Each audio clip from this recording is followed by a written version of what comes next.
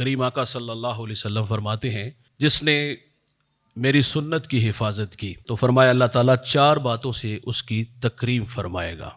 وہ کون کون سی ہیں؟ فرمایا نیک لوگوں کے دلوں میں اللہ تعالیٰ اس کی محبت ڈال دے گا، جو صالحین کی جماعت ہوگی، پرہیزگار لوگ ہوں گے، شب زندہ دار ہوں گے، صوم و صلات کے پابند ہوں گے، جو مقبول بارگاہ الہی ہوں گے، اللہ تعالیٰ ان نیک لوگوں کے دلوں میں جو سنت کی راہوں کا راہی ہوگا اللہ اس کی محبت ڈال دے گا، اور جو فاجر ہوں گے، جو بدکار ہوں گے، جو معاشرے کا ناسور ہوں گے، ان کے دلوں میں اللہ تعالیٰ اس کی ہیبت ڈال دے گا۔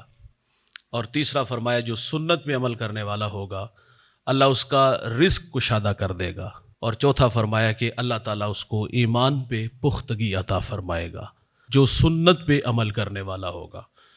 اور اللہ کے رسول صلی اللہ علیہ وسلم حضرت انس رضی اللہ تعالیٰ عنہ سے فرماتے ہیں، انس میرے بیٹے صبح و شام اس حال میں کرو کہ تمہارے دل میں کسی کے لیے نفرت نہ ہو، کھوٹ نہ ہو۔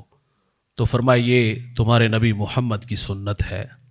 سر پہ امامہ باندھنا سنت، چہرے پر داڑھی سجانا سنت، آنکھوں میں سرما لگانا سنت، سفید لباس پہننا سنت۔ جہاں اتنی سنتیں ادا ہوتی ہیں تو یہ سنت بھی ہمیں ہمیشہ یاد رکھنا ہوگی اور اس پہ عمل کرنا ہوگا کہ ہمارے دلوں میں اپنے کسی مومن بھائی کے لیے نفرت، عداوت، بغض نہ ہو۔ حضرت نافع رضی اللہ تعالیٰ عنہ، یہ حضرت ابن عمر، عبداللہ ابن عمر کے غلام ہیں۔ آپ فرمایا کرتے تھے کہ عبداللہ ابن عمر حضور کی سنت کے عاشق تھے۔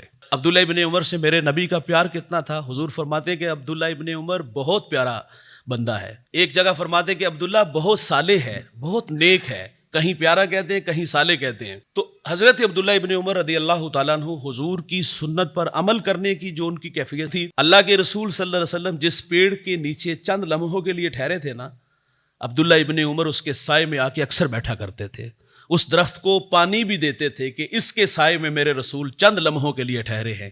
اور وہ کسی نے کیا خوب کہا نا کہ چند لمحوں کے لیے ٹھہرے تھے، تم جس پیڑ کے نیچے، سنا ہے آج تک اس پیڑ کا سایہ مہکتا ہے، وہ ایک بار جدھر سے گزرے ہیں نصیر، 1000 بار وہاں سے بہار گزری ہے۔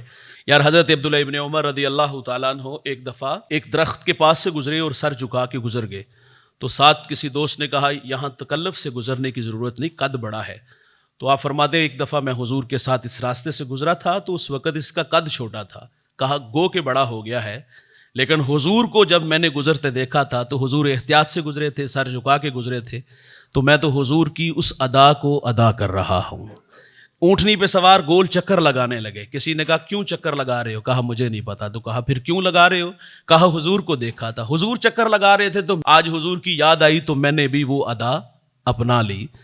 تو وہ حضور کی سنت سے اس قدر اداؤں سے محبت کرنے والے تھے۔ حضرت عبداللہ ابن عمر رضی اللہ تعالیٰ عنہ آخری عمر میں نابینے ہو گئے تھے اور زیادہ وقت اب گھر میں گزرتا تھا، تو حضرت نافع سے فرماتے کہ مجھے ذرا بازار لے چلو۔ خادم تھے آپ، حضرت عبداللہ ابن عمر کو لے کے بازار آئے اور بازار سے ہو کر واپس تشریف لے آئے۔ بازار جانے کا مقصد کوئی کام ہوگا تو اس لیے کہا تھا کہ میرے ساتھ چلو۔ جب واپس آئے تو غلام نے کہا حضرت آپ گئے اور واپس آ گئے، کسی کام کی غرض سے جانا تھا تو کام تو کیا نہیں اور آپ واپس آ گئے۔ تو عبداللہ ابن عمر فرماتے جس کام کے لیے گیا تھا وہ کام مکمل ہو گیا ہے۔ کہا حضرت وہ کیسے؟ کہا کافی دن سے میں گھر میں تھا اور حضور کی ایک سنت کہ جب راستے سے گزرو تو گزرنے والوں کو سلام کیا کرو اور وہ آگے سے جواب دیں۔ کہا یہ ایک سنت کی اداسی تھی تو میں تجھے اس لیے ساتھ لے گیا کہ چلو بازار میں چلتے ہیں، دوستوں سے سلام جواب کر کے آتے ہیں۔ تو کہا بس اس لیے میں بازار تھوڑی دیر کے لیے گیا تھا۔ تو وہ اس حد تک حضور کی سنت سے عشق کرتے تھے، حضور کی اداؤں سے پیار کرتے تھے۔ یار حضرت ابو داؤد، آپ سمندر کے کنارے کھڑے ہیں، آدھے فرلانگ پر ایک جہاز کھڑا ہے اور اس میں ایک شخص کو چھینک آئی۔ چھینک آئے تو حکم کیا ہے کہ کوئی ایک اس چھینک کا جواب دے دے، یرحمک اللہ، لیکن وہ مجلس کی بات کی گئی ہے۔ اب آپ پہ حکم بھی نہیں لگتا کہ آپ ضرور چھینک کا جواب دو، کیونکہ وہ تو مجلس میں ہے ہی نہیں، وہ جہاز میں تھا۔ تو حضرت ابو داؤد نے کشتی 3 درہم میں کرائے پہ لی اور اس کے پاس گئے اور جا کر کے یرحمک اللہ کہا اور واپس آ گئے۔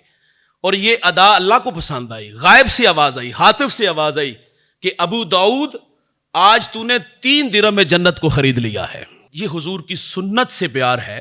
حضرت امام شافعی رحمۃ اللہ علیہ آپ فرماتے خواب میں مجھے یہ آواز آئی کہ اے ادریس کے بیٹے کوئی تمنا، کوئی آرزو، کوئی خواہش کرو نا۔